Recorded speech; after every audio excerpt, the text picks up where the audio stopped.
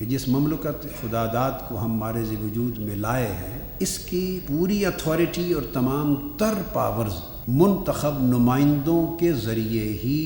Mars وجود میں آئیں گی اور ان کے ذریعے ہی فنکشن ہوگا۔ تو ان کی ایک ڈیسائسو پوزیشن کو بیان کرتے ہیں۔ اس سے اسٹیٹ کا ان کے ذہن میں ڈیموکریٹک جو تصور ہے، جمہوری تصور، وہ اجاگر ہوتا ہے۔ دوسری بات جو قائد اعظم کی تعلیمات کی صورت میں ہمیں اس ریزولوشن میں جس کا عکس نظر آتا ہے، وہ ہمارا اسلامک آرڈر آف لائف ہے، جس میں کہتے ہیں wherein the Muslims shall be enabled to order their lives in the individual and collective spheres in accordance with the teachings and requirements of Islam as set out in the Holy Quran and Sunnah۔ ہم نے پاکستان کو اس فکری، اعتقادی اور نظریاتی اساس پر قائم کیا ہے۔ اس میں غیر مسلم اقلیتوں کے حقوق کی بتمام و کمال حفاظت ہے، آزادی ہے، اور تمام چیزیں جو دور جدید میں ہم ماڈرنٹی میں اور انسانی زندگی کے جو ارتقائی حالات ہیں اس میں پوری جدت کے ساتھ درکار ہے، اس کا ایک جو بنیادی آؤٹ لائن دی گئی ہے وہ پرنسپلز ہیں جس کو قرآن و سنت نے سیٹ کیا ہے۔ تیسری چیز جو قائد اعظم کے افکار کی ہمیں آئین میں نظر آتی ہے، وہ فنڈامنٹل رائٹس کی guarantee, including equality of status and equality of opportunity before law, اور ساتھ سوشل، اکنامک اور پولیٹیکل جسٹس، سیاسی، سماجی اور معاشی عدل اور انصاف، اور برابری اور مساوات مواقع میں اور پوزیشنز میں۔ وہ ایک ایسا معاشرہ قائد اعظم تشکیل دینا چاہتے ہیں جو ان خوبصورت اصولوں کے ستونوں پر قائم ہو، جس میں امتیازات پر مبنی قوانین نہ ہوں۔ اس کے بعد بڑی اہم بات جو ہے وہ ہے independence of judiciary shall be fully secured. Judiciary کو ایٹ اینی کاسٹ آزاد دیکھنا چاہتے ہیں۔ پارلیمنٹ کو تمام پاورز اور اتھارٹی کا منبع بنا کر سپریم دیکھنا چاہتے تھے قائد اعظم، اور جوڈیشری کو تمام تر اثر، رسوخ اور انفلوئنس سے آزاد دیکھنا چاہتے تھے۔ یہ ان کا تصور تھا، ایک ایسا ملک پاکستان جس میں پارلیمنٹ سپریم ادارہ ہو ان لیٹر اینڈ اسپرٹ، اور جس میں عدلیہ مکمل طور پہ ہر انفلوئنس سے آزاد ہو۔ پانچویں چیز جو بڑی بنیادی علامہ اقبال کے افکار کی اس ریزولوشن میں ہمیں منعکس نظر آتی ہے، وہ independence of all our rights including its sovereign rights on land, sea and air, ہماری خود مختاری، بحیثیت قوم کے خود مختاری، آزادی، اقتدار اعلیٰ، ساورنٹی، جس میں دنیا کی کسی بھی بڑی سے بڑی طاقت کی مداخلت کی گنجائش نہ ہو، اور اس کو مکمل طور پہ سیف گارڈ کیا جائے۔ ہم اپنی آزادی، اپنی خود مختاری، اپنی ہوا، اپنی زمین اور اپنے پانیوں کی مکمل حفاظت کریں، اور اس میں کوئی دخل اندازی کرنے کا مجاز نہ ہو۔ قائد اعظم نے 14 جولائی 1947 میں پاکستان کی خارجہ پالیسی کے خد و خال دیے۔ اس میں سے چند ریلیونٹ چیزیں وہ بیان جو کرتے ہیں، ان میں سے ایک یہ ہے کہ ہمیں بڑی طاقتوں کے درمیان جو اپنے مفادات کے لیے باہمی کشمکش ہوتی ہے، ہمیں اس کا فریق اور اس کا شریک نہیں بننا چاہیے۔ بڑی طاقتیں اور آج کی بڑی طاقت، ان کا نیشنل انٹرسٹ، ان کا supreme law of the land ہوتا ہے۔ دنیا کا کوئی آئین اور کوئی قانون ان کے نزدیک تقدس نہیں رکھتا جتنا تقدس ان کے نیشنل انٹرسٹ کو حاصل ہوتا ہے۔ باقی ہر چیز زیریں ہے۔ دنیا میں وہ جو کچھ بھی کرتے ہیں، وہ ٹیررزم کے خلاف جنگ لڑنے کا نعرہ لگائیں، وہ کسی آمرانہ حکومت سے قوم کو آزادی دلانے کا نعرہ لگائیں، وہ سوسائٹی کو ایک ماڈریٹ ہیومن سوسائٹی کو کلچر دینے کی بات کریں، ہیومن رائٹس کی بات کریں، وہ فریڈم آف کلچر کی بات کریں، لبرلزم کی بات کریں، وہ ڈیموکریسی کی بات کریں، جو کچھ کہتے ہیں اس کے پیش نظر ان کے صرف اپنے مفادات اور اغراض ہوتی ہیں، اور وہ اپنی اغراض اور مفادات کے لیے ہمیشہ ایک نیا فلسفہ وضع کر کے اقوام عالم کو اپنی جنگ میں انوالو کرتے ہیں۔ قائد اعظم اس امر کی طرف در حقیقت اشارہ کر رہے ہیں کہ بڑی طاقتیں، ان کے اپنے اغراض ہیں، مفادات ہیں، اور ان کی کشمکش ہے اپنے مفادات کے لیے۔ وہ خارجہ پالیسی کا اصول دے رہے ہیں کہ ہم ان کی کشمکش میں کبھی فریق نہیں بنیں گے۔ دوسری بات کہتے ہیں کہ اس دنیا میں جو محکوم قومیں ہیں، وہ جو اپنی جد و جہد کی جنگ لڑیں گی، اور محکوم قوموں کی کشمیر اور فلسطین کی طرح آزادی کی جنگ ہے، جسے آج پچھلی صدی تک کانسٹیٹیوشن میں، ڈیموکریسی میں، UN کے چارٹر میں ان کے اپنی آزادی کی جنگ، وار آف انڈیپینڈنس کے طور پہ حق تسلیم کیا جاتا تھا، اور امریکہ خود بھی اسی وار آف انڈیپینڈنس کے نتیجے میں آزاد ہوا تھا۔ آج اس صدی میں فلسفہ تبدیل کرتے ہوئے آج سراسر آزادی کی قوموں کی جنگ ہی دہشت گردی کے عنوان میں آ گئی۔ لہٰذا انہوں نے کہا کہ محکوم قوموں کی جد و جہد آزادی میں ہماری خارجہ پالیسی یہ ہوگی کہ ہم ہر ممکن ان کی مدد کریں گے، اور عالمی مسائل ہم کسی کے انفلوئنس اور کسی کے دباؤ میں نہیں بلکہ دیانت اور عدل اور انصاف کے اصولوں کے مطابق طے کریں گے، اور خارجہ پالیسی کے تعین میں اپنے جغرافیائی اور سیاسی جیو پولیٹیکل سچویشن ان کو حالات کو ملحوظ خاطر رکھ کر فیصلہ کریں گے۔ ہمسایہ ممالک کے ساتھ دوستانہ تعلقات، غیر ملکی امور میں نہ مداخلت کریں گے نہ مداخلت ہونے دیں گے اپنی۔ اور تیسری دنیا کے جو ممالک ہیں جن کے خلاف بڑی سامراجی اقوام جن کو ابھرنے سے ہمیشہ روکتی ہیں، ان کے مابین یکجہتی اور اتحاد کی جد و جہد میں ممد ہوں گے۔ یہ قائد اعظم کے پاکستان اور اس فیوچر کے لیے خارجہ پالیسی کے وہ خد و خال تھے، وہ بیسک پرنسپل تھے جن کو انہوں نے اس تقریر میں نمایاں کیا۔ قائد اعظم واضح طور پر اسلامی فکر کے علمبردار تھے، اور انہیں اپنے عقیدہ اسلامی پر کسی جگہ بھی کبھی معذرت خواہی کا رویہ نہیں اڈاپٹ کیا۔ وہ کبھی معذرت خواہ نہیں تھے، وہ بولڈ تھے، جرأت مند تھے، کلیئر ہیڈڈ تھے، ان کو کلیئرٹی تھی، ان کے اندر کنوکشن تھی، کمٹمنٹ تھی، کلیئرٹی تھی، کریج تھی، اور وہ جرأت کے ساتھ اپنے عقیدہ اسلامی اور اس فکر اسلامی کے مطابق ہر موقع پر اپنی بات کرتے۔ لارڈ ماؤنٹ بیٹن نے ایک سپیچ میں قائد اعظم کو اور پاکستانی مسلمانوں کو شہنشاہ اعظم اکبر اعظم کی مثال دے کے کہا کہ غیر مسلموں کے ساتھ رواداری کے لیے آپ اکبر اعظم کے نمونے کی پیروی کریں، جس طرح انہوں نے آزادی اور رواداری کا نمونہ پیش کیا۔ دیر اینڈ دین جب قائد اعظم اس تقریر کے جواب میں اپنی تقریر کے لیے کھڑے ہوئے تو قائد اعظم کبھی معذرت خواہ نہیں تھے۔ انہیں اپنے عقیدے کے عقیدہ اسلامی ہونے پر نہ کبھی شرم تھا، نہ کبھی کوئی افسوس تھا، نہ کسی قسم کا کوئی کمپلیکس تھا۔ کھڑے ہو کے انہوں نے جواب دیا لارڈ ماؤنٹ بیٹن کو کہ خیر سگالی اور رواداری جس کا اظہار اکبر اعظم نے غیر مسلموں کے لیے کیا وہ آج کی تاریخ نہیں ہے۔ قائد اعظم نے کہا اس کی ابتدا 15 صدیاں قبل ہمارے پیغمبر اسلام صلی اللہ علیہ وسلم کے عمل سے ہوئی تھی۔ انہوں نے یہودیوں اور مسیحیوں کو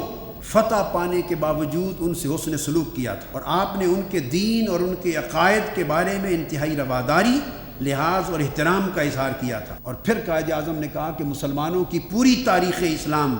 جہاں بھی انہوں نے حکومت قائم کی، شرافت اور انسان دوستی کے انہی اصولوں سے بھری پڑی ہے، اور ہم اسلام کے انہی زرعی اصولوں پر عمل پیرا ہوں گے۔ یہ لارڈ ماؤنٹ بیٹن کی سپیچ کا جواب دیا کہ ہمیں یہاں سے اکبر اعظم سے کوئی نیا لائن آف ایکشن لینے کی اور ماڈل لینے کی ضرورت نہیں۔ وہیں انہوں نے تاجدار کائنات کی رتبہ کو سامنے رکھا، اور میں نے عرض کیا کہ قائد اعظم کے فکر میں اپنے عقیدہ اسلامی پر جو کمٹمنٹ تھی اس میں کوئی معذرت خواہی نہیں تھی۔ اس میں ایک بڑی امپورٹنٹ چیز جو میں یہاں کوٹ کروں وہ یہ کہ قائد اعظم نے سپیچ کی 18 اگست 1947 کو، اور اس کے بعد 24 اکتوبر 1947، 23 جنوری 1948، یہ 3-4 مواقع پر سپیچ کی۔ اس میں قائد اعظم نے ایک بات کہی ہے، اس آخری سپیچ میں بینکنگ کے افتتاح کا جو ہمارا تھا اسٹیٹ بینک افتتاح کے موقع پر تقریر کی، اور قائد اعظم نے فرمایا لہٰذا ہمارے لیے عوام کو خوشحال اور فارغ البال بنانے کے لیے قطعاً مغرب کے اقتصادی نظام کے نظری اور عملی طریقے کی پیروی کرنا ہمارے لیے بے سود اور بیکار ہوگا، اور وہ کہتے ہیں ہمیں چاہیے کہ ہم ایک نئی راہ عمل اختیار کریں اور دنیا کے سامنے ایک ایسا اقتصادی نظام پیش کریں جو انسانی اخوت اور سماجی انصاف کے صحیح اسلامی نظریات پر قائم ہے، اور اس طرح ہم اپنی وہ ذمہ داری ادا کر دیں جو مسلمان ہونے کی حیثیت سے ہمارے اوپر عائد ہوتی ہے، اور عالم انسانی کو امن کا وہ تنہا پیغام جو اسلام نے دیا ہے وہ دیں، اور یہ واضح کر دے کہ انسانیت کو تباہی سے صرف اسلام کا پیغام امن بچا سکتا ہے۔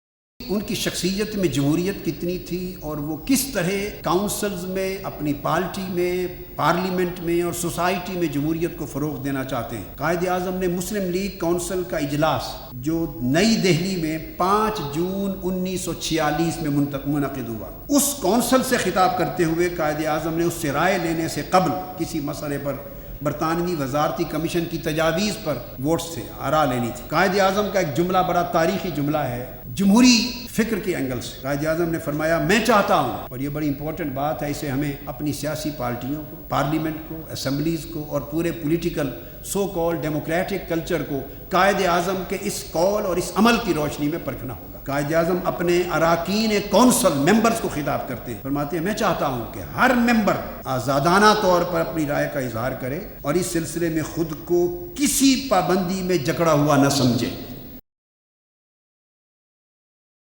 پھر قائد اعظم ایک پوری گلوبل کمیٹی آف نیشنز میں، اقوام عالم کی سوسائٹی میں مل جل کے باعزت برابری کے ساتھ باعزت زندگی بسر کرنے اور باہمی انٹریکشن کے اصول وضع کرنے کے لیے ایک بات کہتے ہیں ہم عالمی امن کے قیام میں، آج عالمی امن کے قیام کا مسئلہ درپیش ہے، ہم اس کی عالمی پیس اور سیکیورٹی کے قیام میں ہر ممکن مدد کریں گے، تعاون کریں گے۔ مگر قائد اعظم 17 اگست 1947 کی سپیچ میں جو جمعۃ الوداع کو نشر کی گئی، اس میں فرماتے ہیں ہم عالمی امن کے قیام میں دوستانہ حیثیت سے مکمل تعاون کریں گے، مگر ہماری صرف ایک شرط ہے اور ایک ہی خواہش ہے، وہ یہ کہ ہم عزت سے جینا چاہتے ہیں اور دوسروں کو بھی عزت کے ساتھ جینے کا حق دینا چاہتے ہیں۔ اپنی عزت پر، قومی عزت پر، قومی خود مختاری پر، قومی سالمیت پر، قومی آزادی پر، اپنے قومی اور ملی فیصلہ کرنے کی آزاد اختیار پر ہم کوئی کمپرومائز نہیں کرنا چاہتے، اور برطانیہ سمیت کسی بڑی سے بڑی طاقت کو عالمی امن کے قیام کے تصور کے تحت بھی ہم اپنی آزادی اور خود مختاری میں مداخلت کرنے کی اجازت نہیں دیتے۔ عزت سے جیو اور عزت سے جینے دو، یہ قائد اعظم نے ایڈریس کیا ہے۔ اور پھر قائد اعظم نے ایک بڑی اہم بات 14 اگست 1947 میں دستور ساز اسمبلی کے اندر خطبہ صدارت دیتے ہوئے کہی، فرماتے ہیں کہ سب سے بڑی خرابیاں جو پاکستان کو تباہ کر رہی ہیں وہ 3 ہیں، ایک امن و امان کا مسئلہ، ایک کرپشن کا خاتمہ اور ایک امتیازی پالیسیوں کا خاتمہ۔ اور کہتے ہیں کہ یہ خیانت منصبی، جو لوگ منصب پر فائز ہوتے ہیں وہ اپنے منصبی ذمہ داریوں کی ادائیگی میں جب خیانت کرتے ہیں اور بالواسطہ یا بلا واسطہ اقربا پروری کرتے ہیں، اقربا نوازی کرتے ہیں، فرماتے ہیں کہ میں ہرگز اس چیز کو برداشت نہیں کروں گا۔ اور کرپشن کے لیے قائد اعظم فرماتے ہیں کہ یہ بدعنوانی اور کرپشن یہ چھوٹی موٹی سزاؤں سے اس کا خاتمہ نہیں ہوگا۔ قائد اعظم کہتے ہیں 11 اگست 1947 کی سپیچ میں کہ انتہائی سخت سزاؤں کے ذریعے اس لعنت کا، کرپشن کی لعنت کا خاتمہ کرنا ہوگا۔ اور فرماتے ہیں کہ یہ جو وسیع پیمانے پر فاقہ کشی، لوگوں کی ہلاکت، غربت، روزگار سے محرومی اور جتنی تباہی سوسائٹی میں سوشو اکنامک سیکٹر میں نظر آتی ہے، اس کا ایک بہت بڑا بنیادی سبب اہل اقتدار کا، ذمہ دار لوگوں کی کرپشن ہے، چونکہ وہ پورے نظام کو اپنی طاقت کے بلبوتے پر اپنے ہاتھ میں کنٹرول میں رکھتے ہیں اور جو کہتے ہیں وہ ان کا قانون ہوتا ہے۔ کہتے ہیں کہ پوری قوت کے ساتھ اس کرپشن کو ختم کرنا ہوگا اگر ہم پاکستان کو وہ پاکستان بنانا چاہتے ہیں جو قائد اعظم کی تعبیر کا پاکستان تھا۔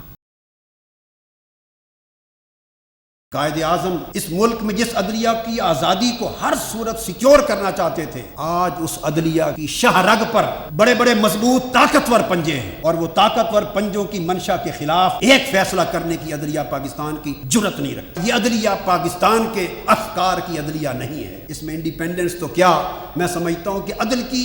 الفابیٹس تک کلیتاً ختم ہو گئی۔ قائد اعظم انڈیپینڈنس کے ساتھ پھر پارلیمنٹ کو، ارکان اسمبلی کو جو طاقت، جو اختیار دینا چاہتے تھے، آج وہ پارلیمنٹ پاکستان کی ایک مفلوج ادارہ ہے، نہ وہ وجود میں آزادی کے ساتھ آئی ہے، نہ آ سکتی ہے، نہ اس کی بقا میں کوئی آزادی ہے، نہ اس کے فنکشن میں آزادی ہے، نہ اس کے پاس کوئی ایجنڈا ہے، نہ ایجنڈے پر بات کرنے کی جرت ہے، نہ فیصلہ کرنے کی طاقت ہے، نہ اپنی تقدیر پر گفتگو کرنے کی طاقت ہے، نہ تو وہ پارلیمنٹ کے فلور پر پارلیمنٹ کے ممبران اس ملک کی دہشت گردی کے مسئلے پر گفتگو کر سکتے ہیں۔ قائد اعظم نے جس جمہوریت کی بات کی، افسوس آج پاکستان غیر جمہوری جمہوریت کا شکار ہے۔ ہماری جمہوریت غیر جمہوری ہے۔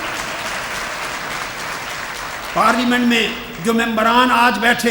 زبان سے تائید بھی ہو جائے گی، تردید بھی ہو جائے گی، مگر حقیقت کا کوئی انکار آنکھوں دیکھا حقیقت کا نہیں کر سکتا۔ آج جب صورتحال جمہوریت کی یہ ہو جائے کہ بیٹھ کر افراد ان کی سیٹیں مقرر کرنے والے ہوں، جیتنے ہارنے کے فیصلے الیکشن سے پہلے ہو رہے ہوں، ٹیبل چارٹ پر پوری اسمبلی کا نقشہ بنایا جا رہا ہو اور اسمبلی کو ایک پلان کے تحت ٹکڑوں میں تقسیم کر کے چلایا جا رہا ہو، اسمبلی کے پاس اپنا کوئی ایجنڈا نہ ہو، ایک گیون ایجنڈے پر وہ بحث کریں اور ایک استبل کا ماحول کریٹ کر دیا گیا ہو، اور وہ اسمبلی نہ پاک انڈیا ریلیشن پر بحث کرنے کی مجاز ہو، نہ پاک افغان ریلیشن پر بحث کرنے کی مجاز ہو، نہ وہ کشمیر ڈسپیوٹ پر فیصلہ کرنے کی مجاز ہو، جو اسمبلی اتنی گونگی، اتنی بہری اور اتنی اپاہج ہو گئی ہو، اس اسمبلی سے کس قسم کی جمہوریت کو آگے چلانے کا خیال رکھتے ہیں؟ آج ہم نے صرف یہ اسمبلی، یہ انتخابات، یہ جمہوری ادارے